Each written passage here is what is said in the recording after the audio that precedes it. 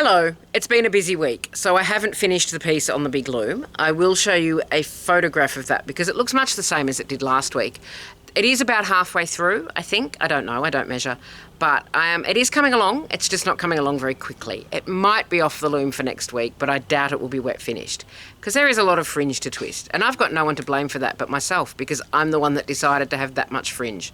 So while I am twisting all that fringe, I shall be cursing past me for making problems for future me. Present me would like to show you this though. This came off the loom yesterday and I'm really pleased with it so far. Oh, look at that against the orange. There we go. I didn't plan that, but it's come out well. Anyway, so this is the Bendigo Woolen Mills Classic 8-ply in Dark Iris, which is the purple, and Modavira Wild, which is the fluffy yarn. And I'm so pleased with it. It's not wet finished yet. It's not, of course it's not. But so far, this is how it looks. Now, this coloured yarn here, which I've done, I just had that in the slots so that I would get single stripes of it. It is a fluffy yarn, so once this is wet finished, hopefully that will be a little bit fluffier, which will be visually interesting and also nice to touch. So that is how that is looking so far. It just needs a bath. I'm showing you that brilliantly, as always.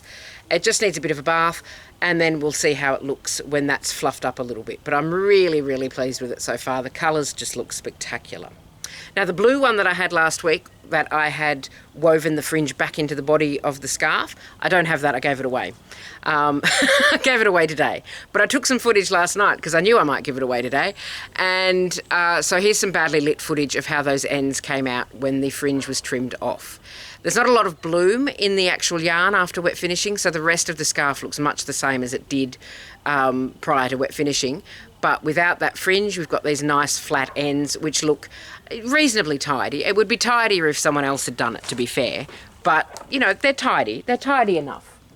On the little loom, I have an experiment. So, two of my favourite ways to add texture to a weave that don't require you to change the actual weaving pattern, because you can do a lot with the weft. You can do pick up sticks, you can do manipulations, all that sort of thing. But you can also set up texture in your warp and then just plain weave, and it looks fantastic and people go, ooh, aren't you clever? So two of my favourite techniques are skipped dent and packed threads, or packing the warp. So I thought, what happens if you do both at the same time? And the answer is this.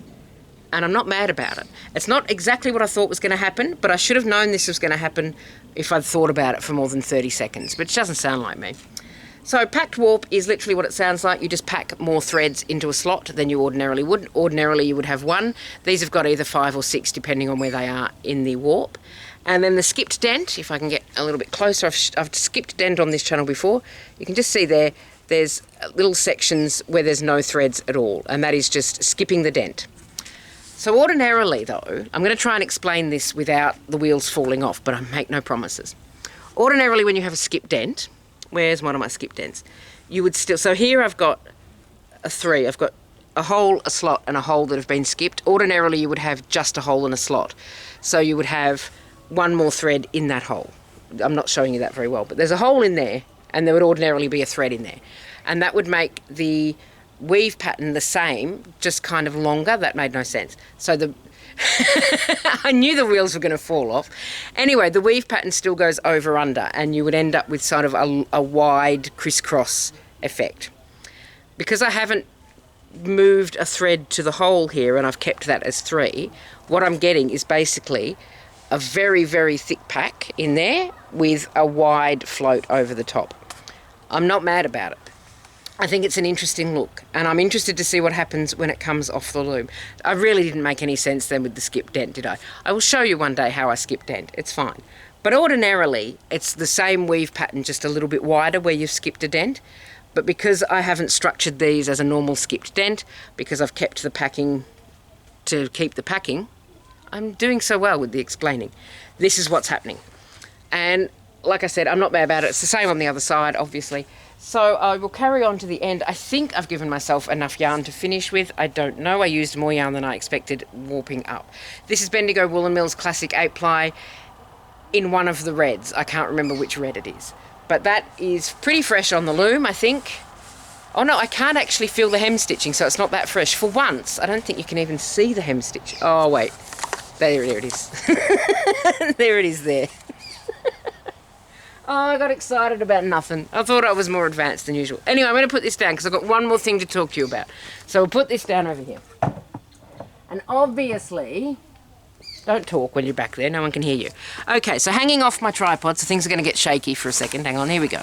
Hanging off my tripod is this. So this is still going on. I'm nearly at the end. This is still going on. I'm nearly at the end of the first skein. Look at that, nearly finished that skein. I'm on round 31 of 50. And here is how it is looking. Let me get you the right side. I've got armholes now.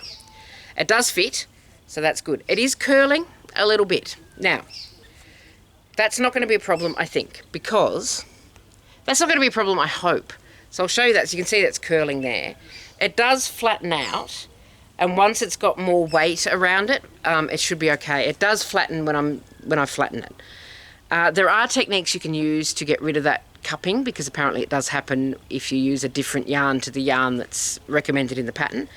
I did do a couple of those techniques and it did work a little bit. However, I then forgot to do them.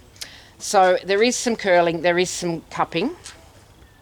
I think it's going to be okay, because if it's not, my alternative is to frog it back to about here. Frog it back to, I'm showing you everything so well today.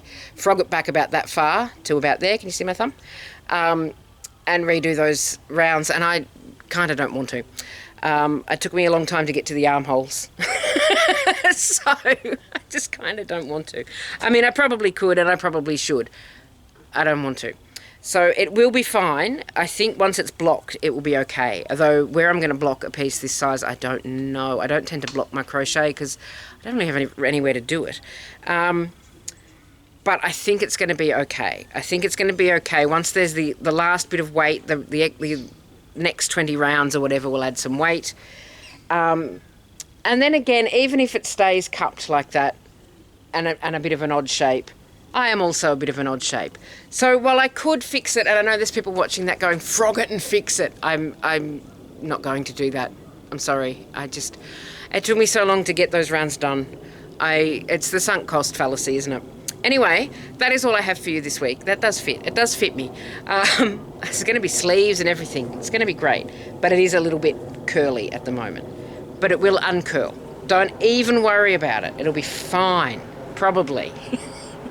You take care of yourself. Have a lovely rest of your week. And I will see you next time. Bye for now.